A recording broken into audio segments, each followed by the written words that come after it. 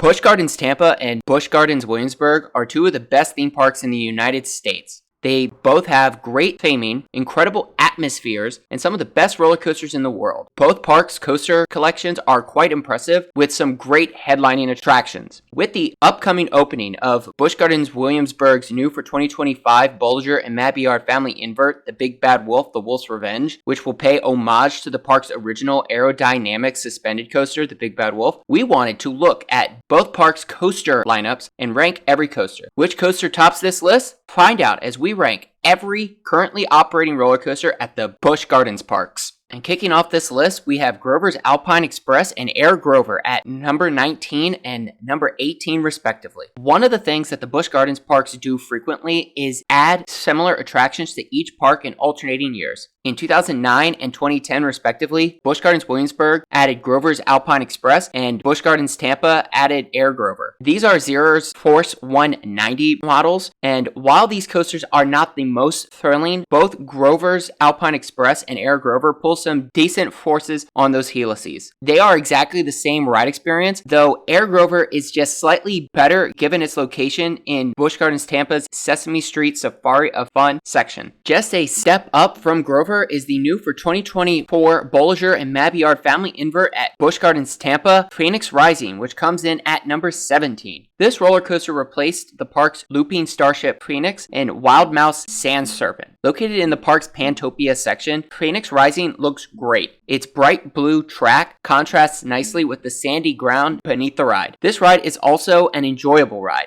While it is a family coaster, Phoenix Rising has some good directional changes after the first drop and pulls some decent positive G-forces on that helix. And the onboard audio enhances the ride experience, and the projection screen in the station is awesome. It is cool how it is synchronized with the ride's dispatch and return. While it has some thrilling moments, Phoenix Rising is a family coaster and thus lacks that extra pop that the coasters ahead of it have. Starting with Tempesto at Busch Gardens Williamsburg, which takes the number 16 spot. This premier ride's Skyrocket 2 has some good moments. The swing launch is actually quite good. The climb upwards before the inline twist and dive down into the non-inverting loop offer great moments of airtime, and the non-inverting loop pulls some good positive G-forces. While it definitely has its moments, its ride experience is on the shorter side. If it did not have that swing launch, Tempesto would leave a lot of riders wanting just a little bit more, and the theming is a little lacking. While we can appreciate the Daredevil theme, including those posters in the queue, Tempesto really does not have much additional theming. And while the ride experience is good, Tempesto's trains, restraints, and operations factor into its placement in this ranking. The comfort collars are not the most comfortable, and the trains are hard to get into. Combined with one train operations, Tempesto lacks the same re-rideability as the other coasters ahead of it and its counterpart, Tigris. While Tigris is also a Premier Rides Skyrocket 2, it takes the number 15 spot, just ahead of Tempesto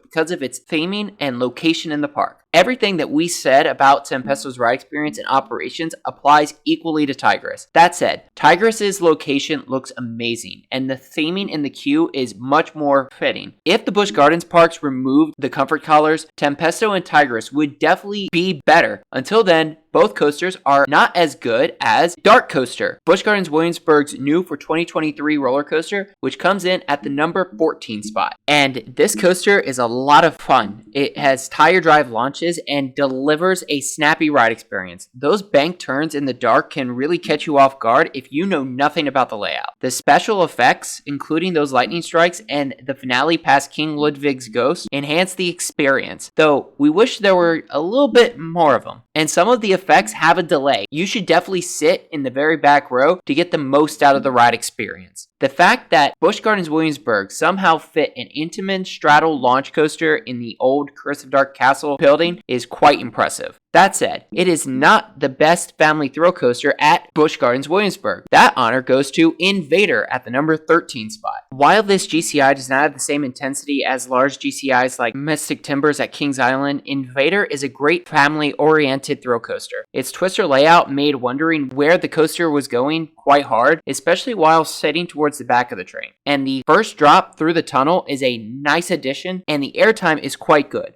Unlike some of the other roller coasters at Busch Gardens Williamsburg, Invader opts for quick, weak ejector pops instead of floater airtime. For a ride primarily geared towards families, Invader packs a real punch, and a nighttime ride is incredible. The coaster just hauls through that layout, and the fact that there are no lights only enhances your sense of speed. Invader is also a great cold weather ride. It is just so good and a top-notch family roller coaster. But it is the coaster that put Busch Gardens Williamsburg on the map, the legendary Loch Ness Monster that takes the number 12 spot. Aside from the iconic interlocking vertical loops over the Rhine River, Loch Ness Monster is a generally smooth and enjoyable ride, and it is forceful too. While its layout is not overly impressive, the first drop gives some good floater airtime for those sitting towards the back of the train, and that helix through the tunnel is an incredible element. And the helix got even cooler after Busch Gardens Williamsburg refurbished the coaster for the 2024 season. Let's not forget those interlocking vertical loops, which are quite forceful. Loch Ness Monster is also re-rideable, and the elements on it are still good for what they are. The legend definitely lives on. We can definitely see why Busch Gardens Williamsburg chose to keep this coaster instead of scrap it. But the additional theming and Premier Rides refurb are not enough to overtake the coaster, coming in at the number 11 spot. Cobra's Curse, Busch Gardens Tampa's unique and incredibly well-themed mock rides spinning coaster. Cobra's Curse is actually quite amazing for a family coaster. Its elevator lift hill, which brings you face to face with the Snake King Venomous, is a great way to kick off the ride. The backward section is nice, and that last third with the freely spinning cars is awesome, especially if you have an unbalanced car. And Cobra's Curse is sensational at night. There is hardly any light during the ride, so you might have no idea where you are going or where you came from during that last third. While it has a unique ride experience, Cobra's Curse does suffer from one thing: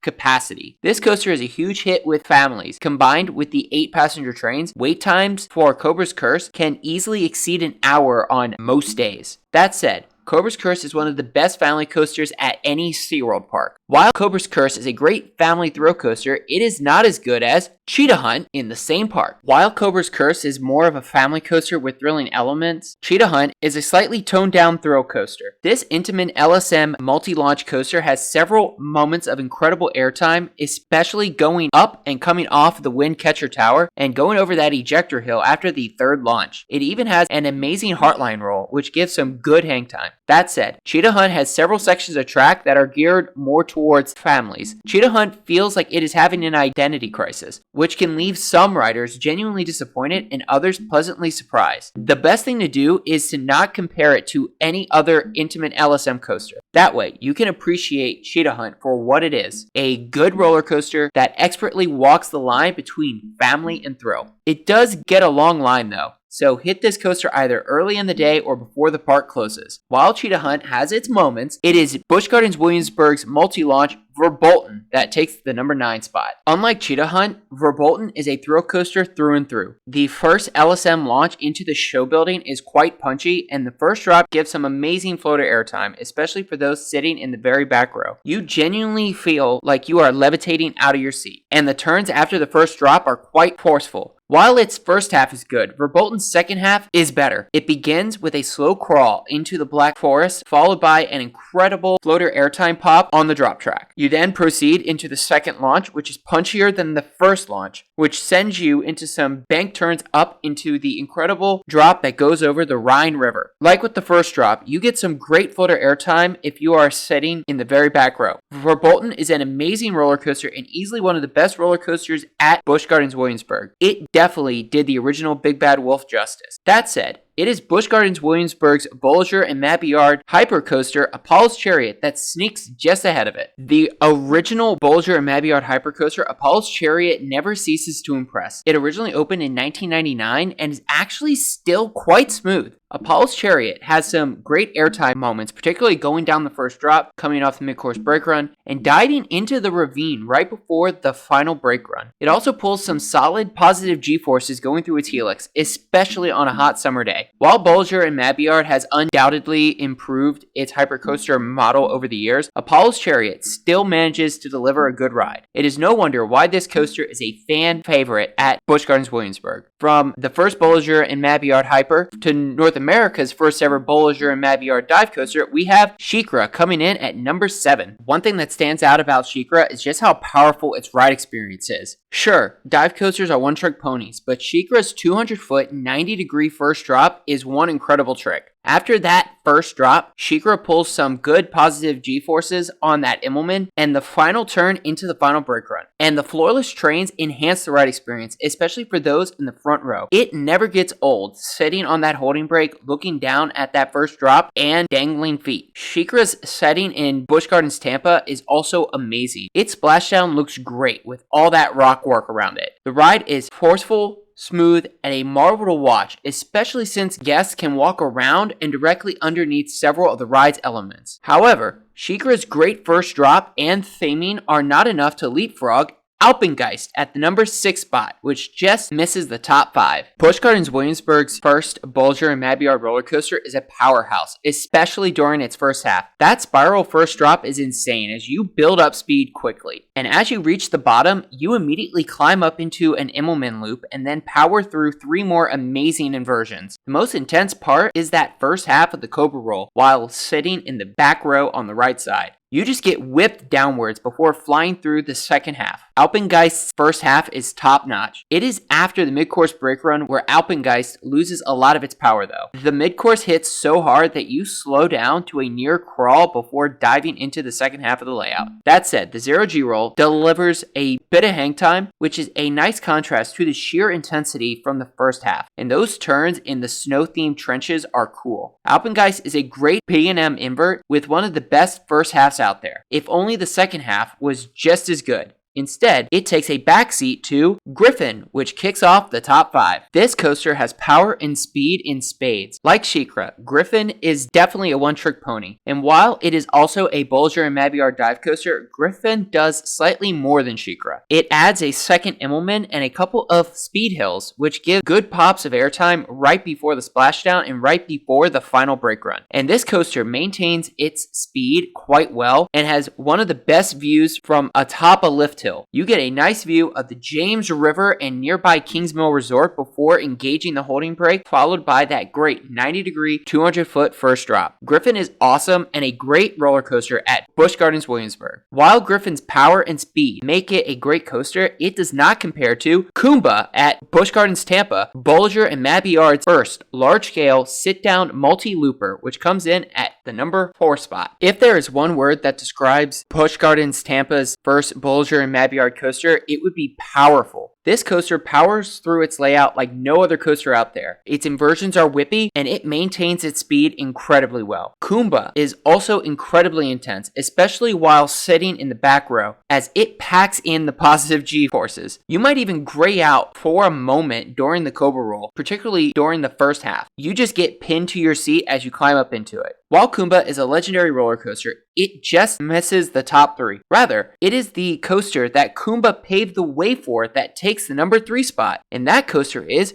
Montu, arguably the best Bollinger and Mabillard invert in the United States. What hasn't been said about this coaster? It is smooth, forceful, whippy, and simply amazing. It is also a long ride and has one of the most intense inversions with that Batwing. With just under 4,000 feet of track, Montu showcases everything great about the Bollinger and Mabillard invert. It even manages to throw a couple of pops of floater airtime, something you typically do not find on this coaster type. It is a powerhouse with a great setting, and because of its operations, it has great capacity, which makes it incredibly easy to lap. Montu is easily a marquee attraction at Busch Gardens Tampa and one of the best roller coasters in the state of Florida. At one point, it was probably the best roller coaster out of Busch Gardens Park. That all changed in 2022 when Busch Gardens Williamsburg debuted Pantheon, an incredible Intamin multi-launch coaster. While it just misses the top spot, Pantheon is Busch Gardens Williamsburg's best roller coaster. Sure, it is not themed nearly as well as other coasters in the park. It does not need to be though, as this coaster is simply awesome. It begins with a hang time filled 0G winder, followed by arguably the best part of the ride, the swing launch. The reverse launch while sitting in the front row is simply incredible. It gives such an amazing pop of ejector airtime, and the vertical spike has some good floater airtime, and that top hat with its beyond vertical drop gives spectacular floater airtime for those sitting in the very back row. In addition to some great airtime moments, Pantheon also throws in an amazing moment of hang time with that 0G stall. Aside from the theming, or lack thereof, Pantheon is Busch Gardens Williamsburg's headlining attraction and one of the best roller coasters out there. While it is an amazing ride, Pantheon has the unfortunate luck of being in the same chain as Iron Gwazi, which takes the top spot on this list. Opening the same year as Pantheon, this RMC Hyper Hybrid roller coaster is something else. Iron Gwazi has power and speed in spades and offers one of the best and most intense ride experiences in the world. Before you even reach the lift hill, you get a great pop of airtime if you are sitting in the very back row. And Iron Gwazi's pre-lift section does not even have the same punny hills as other RMC hybrid coasters. After you crest that 206-foot, 91-degree first drop, you are simply along for the ride. Iron Gwazi powers through its layout, delivering just about every type of force you can imagine. You get great sustained floater airtime going down the first drop and flying over the outer banked airtime hill, incredible laterals on the bell roll down drop, insane ejector airtime on the many trick track double up and airtime hill after the 0G stall, powerful sideways airtime on the wave turn behind the station, and some good hang time on the 0G stall. Iron Gwazi is a coaster you just have to experience for yourself, particularly in the middle of the summer when it's at its best. What else more can we say about this phenomenal roller coaster? Iron Gwazi is not only the best roller coaster at a Busch Gardens park, it is one of the best roller coasters, period. So, there you have it. All of the roller coasters at the Busch Gardens parks ranked. Do you agree with this ranking? Let us know in the comments below. To see our thoughts and comments about most of these coasters, check out our reviews already on the channel. And if you enjoyed this video or are new to the channel, please like and subscribe for more coaster content like this. Thank you for watching, and stay tuned for more coaster rankings and amusement park content coming soon to Coaster Adventures, and we hope to see you in the next one.